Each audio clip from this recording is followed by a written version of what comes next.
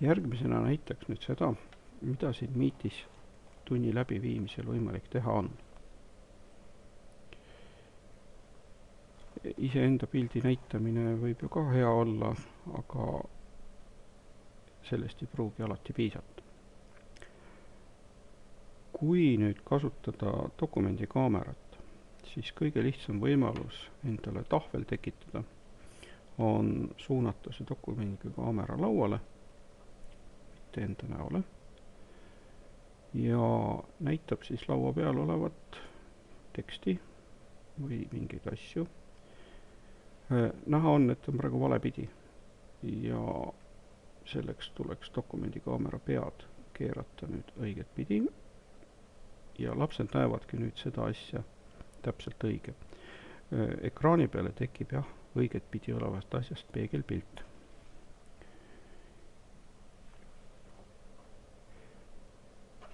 Ja siia võib siis alati midagi juurde joonistada.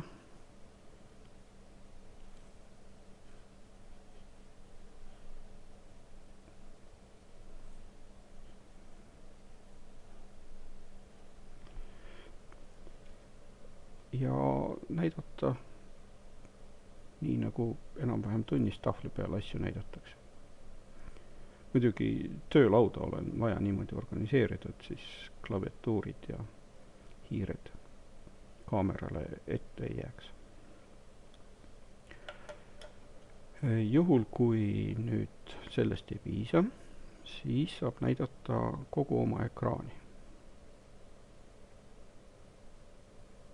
Esita nüüd ja kogu minu ekraan. Siit tuleb välja valida eelvaade ja vajutan jaga. Kogu minu ekraan, mitte ainult need graafikud, on nüüd õpilasel ekraani peal näha. Tõstan dokumendikaamera ülesse.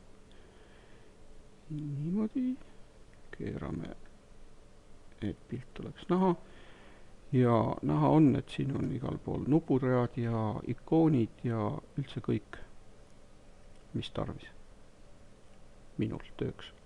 Kas nüüd lapsed seda kõike nägema peavad, see on ise asi. Selleks, et see pilt liiga kirjuks ei läheks, selleks ongi välja mõeldud ja juurde pandud siia selline võimalus, et esitada. Peatan esitluse. Nüüd nad näevad jälle ainult minu pilti. Esita nüüd ja aken. Siis on võimalik näidata üksikuid programmi aknaid, mis kusagil allpool või kõrval ekraani peal lahti on. Võtangi aken. Näidatakse olemas olevate lahti tehtud akende eelvaateid. Ja tahaks näidata Exceli diagrammi. Vajutan jaga. Ja mina oma programmi peal, mina enda juures näen iseennast edasi, aga seda, et lapsed näevad Exceli graafikut suuremas osas. Seda ma saan nüüd niimoodi näidata. Ja kui ma nüüd panen endal siin selle alla, siis kaob neil ka ära. Nii et graafik peab olema suureks tehtud. Ja loomulikult saab selles Exceli graafikus siin midagi teha ka, et oleks siis näha, mida parasjagu vaja õpetada on.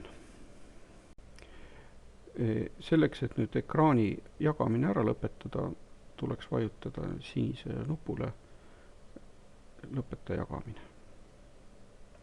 Ja jälle näevad siis õpilased sellest programmist ainult seda pilti.